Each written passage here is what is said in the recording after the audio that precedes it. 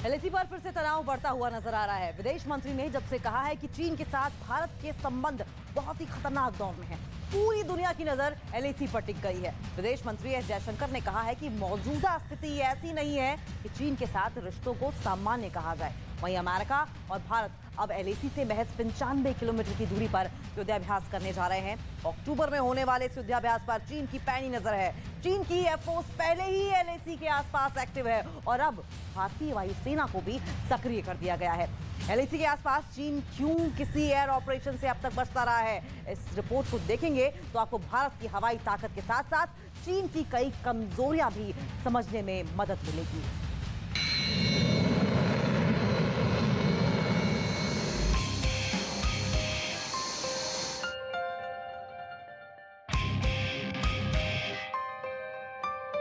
सूअर पालना बहुत ही ज्यादा लाभदायक है। इन्हें देखिए, 1000 सूअरों को पालकर साल में करोड़ों कमा रहे हैं। आपको भी करना है? इनसे सीखना है तो फ्रीडम ऐप को अभी डाउनलोड करें।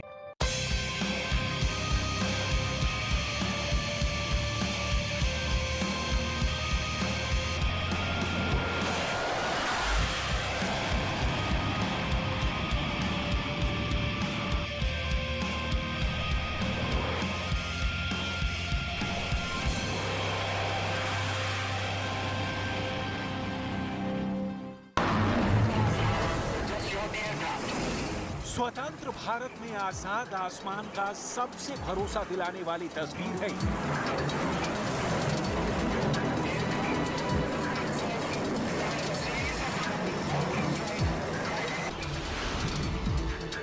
युद्ध छिड़ने पर दुश्मन की हवाई घेराबंदी का यकीन है ये।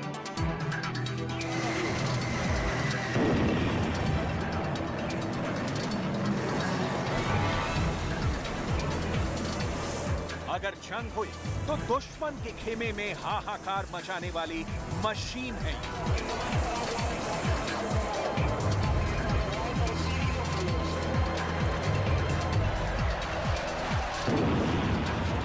धधकते जेट इंजन,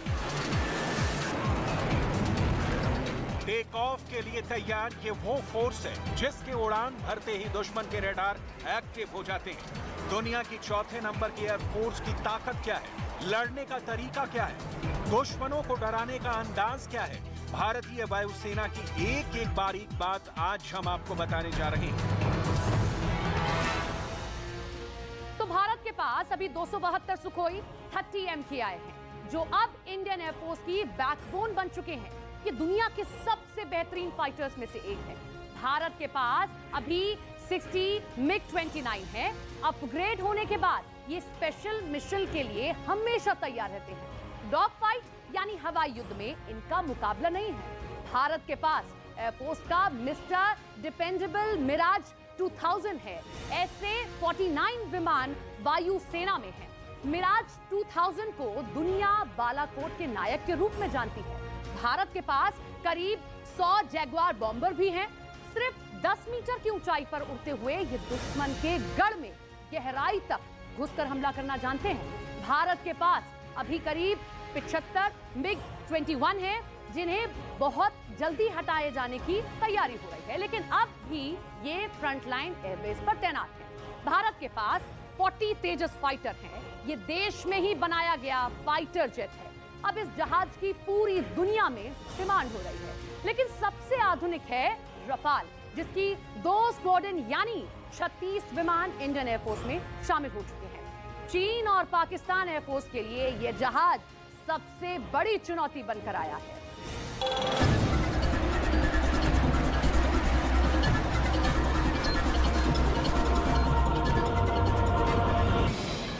इंडियन एयरफोर्स का एक एक फाइटर खास है। इनकी एक एक उड़ान का एक मिशन होता है। पाकिस्तान से लेकर चीन बॉर्डर के पास हर बेस पर तैनात ये जहाज हमेशा दुश्मनों के रेडार पर रहते हैं। कुछ ऐसे जैसे जंगल में हिरण शेर से चौकन्ना रहते हैं।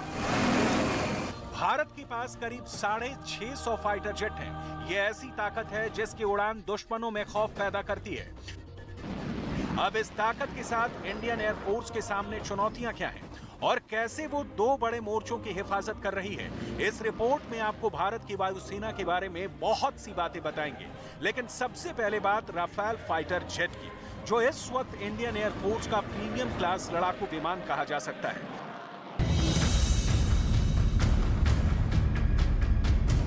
भारत के पास राफेल अभी महज 36 ही हैं, लेकिन इनके आने से वायुसेना की ताकत बहुत ज्यादा बढ़ गई है, जो दो मोर्चों पर देश के आसमान की हिफाजत कर सकते हैं।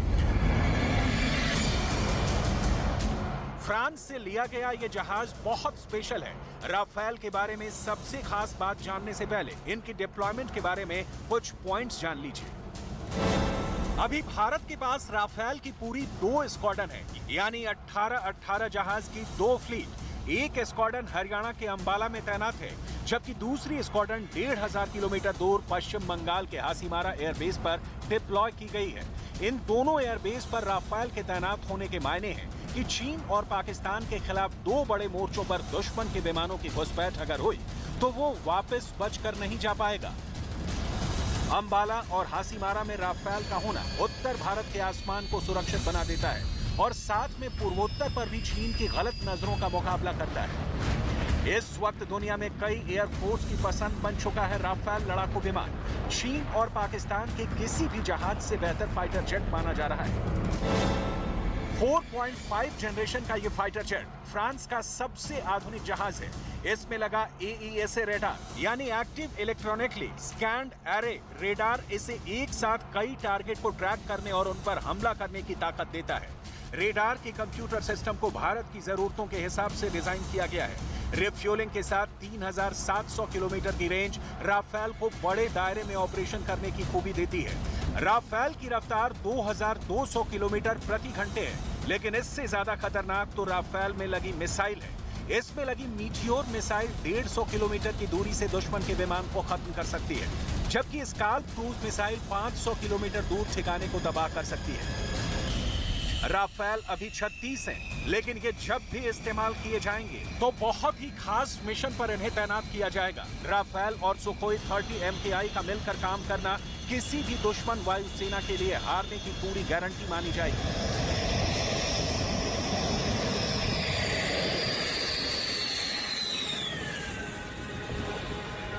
रफाल और सुखोई ये दोनों विमान मिलकर कई युद्धाभ्यास करते रहे हैं और अब लॉन्ग रेंज मिशन के लिए भारतीय वायुसेना की फायर पावर और ज्यादा बढ़ गई है।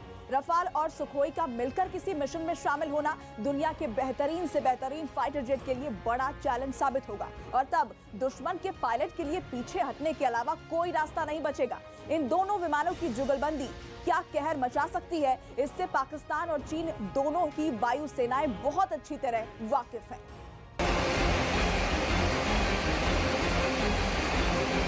राफेल अगर 500 किलोमीटर दूरी वाली क्रूज मिसाइल लेकर उड़ता है तो सुखोई के पास सुपरसोनिक क्रूज मिसाइल वाली पावर है, क्योंकि 272 में से 40 सुखोई तो ब्रह्मोस क्रूज मिसाइल को लॉन्च करने के लिए अपग्रेड किए गए हैं।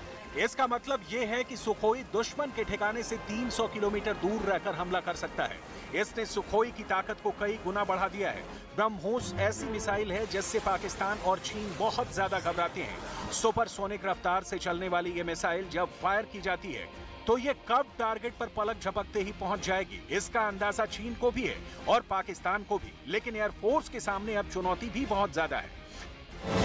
अभी भारतीय वायुसेना के पास 31 स्क्वाड्रन है, जबकि जरूरत 42 की है। ऐसा इसलिए क्योंकि खतरा चीन से भी है और पाकिस्तान से भी है, और इस 11 स्क्वाड्रन की कमी को पूरा करना वायुसेना का सबसे बड़ा एजेंडा बन चुका है। हालांकि दोहरे मोर्चे को देखते हुए वायुसेना अभी पुराने MiG-21 बाइसन फाइटर जेट को 2025 तक उड़ाएगी और उसके बाद ही उन्हें रिटायर किया जाएगा, क्योंकि अचानक से अगर इन विमानों को बेड़े से हटाया गया तो इंडियन एयरफोर्स के लिए 4 स्क्वाड्रन की भरपाई करना मुश्किल पड़ जाएगा। लेकिन इन सबके बीच वायुसेना के कई फाइटर हैं जो अब भी इसके जंगी बेड़े की मजबूती बने हुए हैं। वायुसेना के पास अभी जगुआर बॉम्बर्स की 5 स्क्वाड्रन है, MiG-29 की 3 स्क्वाड्रन है, जो कुछ सालों बाद अपने आखिरी पड़ाव में पहुंच जाएंगी। भारत में ही तैयार तेजस की भी 2 स्क्वाड्रन ऑपरेशनल हो चुके हैं, जबकि 83 नए तेजस विमान के लिए ऑर्डर 2021 में ही जारी हो चुका है। इसके अलावा राफेल की 2 स्क्वाड्रन भी इंडियन एयरफोर्स के पास है। मिराज 2000 की भी 3 स्क्वाड्रन है, लेकिन अब 24 और मिराज लिए जा रहे हैं। मिराज 2000 ने बालाकोट के मिशन को अंजाम दिया था और यही वजह है कि 24 सेकंड हैंड मिराज 2000 खरीदकर वायुसेना के फोर्स लेवल को बरकरार रखने की कोशिश भी जारी है। लेकिन सच ये है कि अभी जरूरत के मुताबिक 42 स्क्वाड्रन के बजाय 31 स्क्वाड्रन ही ऑपरेट की जा रही हैं, यानी 11 स्क्वाड्रन की कमी है।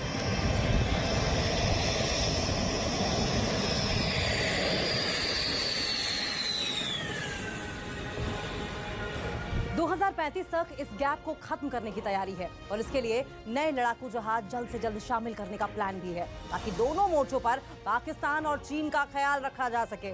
अभी रफाल और सुखोई वो विमान हैं जिनकी मौजूदगी का मतलब है इंडियन एयरफोर्स हर कमी, हर मिशन को पूरा करने की काबिलियत रखती है। रफाल जहां बहुत ज्यादा आक्रामक होने का भरोसा देता है, तो सुखोई को इस वक्त वायुसेना की रीढ़ कहा जा सकता है।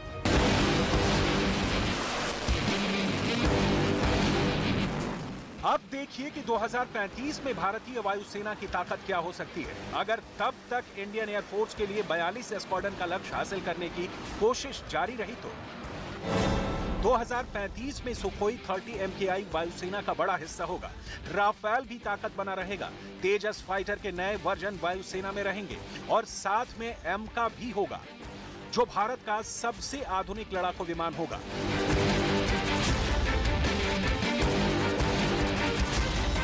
राफेल और तेजस के साथ इंतजार AMCA या कहें एमका का बेसब्री से किया जा रहा है। एमका यानी एडवांस मीडियम कॉम्बैट एयरक्राफ्ट, जो 5वीं जनरेशन का विमान होगा और स्टेल्थ होने की वजह से रडार के पकड़ में नहीं आएगा। लेकिन एमका के प्रोजेक्ट में भी लंबा वक्त लग सकता है। 2023 में एमका का डिजाइन फाइनल हो सकता है। एमका का मतलब एडवांस मीडियम कॉम्बैट एयरक्राफ्ट है। 2024 में इसका पहला प्रोटोटाइप यानी कि फुल साइज बनकर तैयार होने की उम्मीद है, जबकि 2025 में एमका की पहली उड़ान मुमकिन हो सकती है। हालांकि वायुसेना में इसके शामिल होने की 2035 तक उम्मीद लगाई जा रही है। ये जहाज बनकर तैयार होता है तो भारत स्टेल्थ फाइटर जेट बनाने वाले चुनिंदा देशों में शामिल हो जाएगा। ये जहाज बनकर तैयार हुआ तो भारत स्टेल्थ फाइटर जेट बनाने वाले चुनिंदा देशों में शामिल हो जाएगा। ऐसे में एमका के आने से पहले क्या होगा? 2035 तक एमका के आने से पहले भारतीय वायुसेना के लिए क्या नए लड़ाकू विमान खरीदे जाएंगे? इसकी तैयारी को लेकर भी कुछ जरूरी बातें जान लीजिए, क्योंकि देश की आसमानी सरहद को बचाने के लिए एक सौदा है, जिसे लेकर कोशिश शुरू हो गई है। 36 राफेल की डिलीवरी के साथ अब 114 नए लड़ाकू विमान खरीदे जाने की प्रक्रिया चल रही है। इसकी शुरुआत 2019 में हो गई थी, जिसके तहत वायुसेना के लिए मल्टी रोल फाइटर जेट खरीदे जाने हैं। फाइटर जेट के इस मुकाबले में अमेरिका की तरफ से 2 जहाज की पेशकश की गई है। एक है F-16 का नया रूप F-21, दूसरा है F-18 सुपर हॉर्नेट, तीसरा है स्वीडन का ग्रिपेन। रूस की तरफ से MiG-35 कतार में है, जबकि यूरोप की कई कंपनियों का मिलकर बनाया गया यूरो फाइटर टाइफून भी इस मुकाबले में है। हालांकि इन सब की दावेदारी के बीच राफेल का होना सबके लिए इस सौदे को बहुत बड़ी चुनौती भी बना देता है। मल्टी रोल फाइटर का सौदा $18 बिलियन का होगा, यानी 1 लाख करोड़ से भी ज्यादा के विमान खरीदे जाएंगे। और तब भारत के पास 120 से ज्यादा तेजस भी होंगे और सुखोई को भी अपग्रेड किया जा चुका होगा। हालांकि MiG-21 की 4 स्क्वाड्रन तब तक रिटायर भी हो चुकी होंगी और साथ में MiG-29 के भी आखिरी साल बाकी होंगे। लेकिन फिलहाल देश की सबसे बड़ी उम्मीद राफेल फाइटर जेट है और साथ में तेजस भी, जो देश में बनाया गया लड़ाकू विमान है और अब इसका भी नया वर्जन तैयार हो रहा है।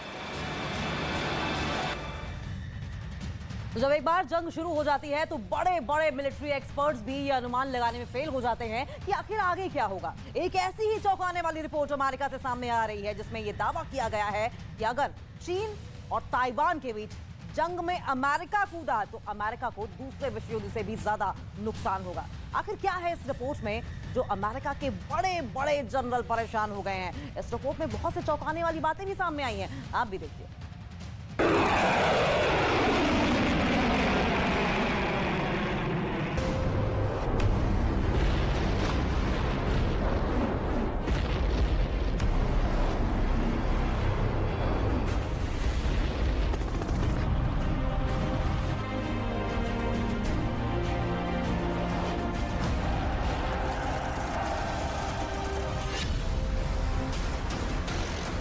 अमेरिका को सेकेंड वर्ल्ड वॉर से भी बड़ा झटका। क्या ताइवान को बचाने के लिए अमेरिका को अपने 1000 फाइटर जेट कुर्बान करने होंगे?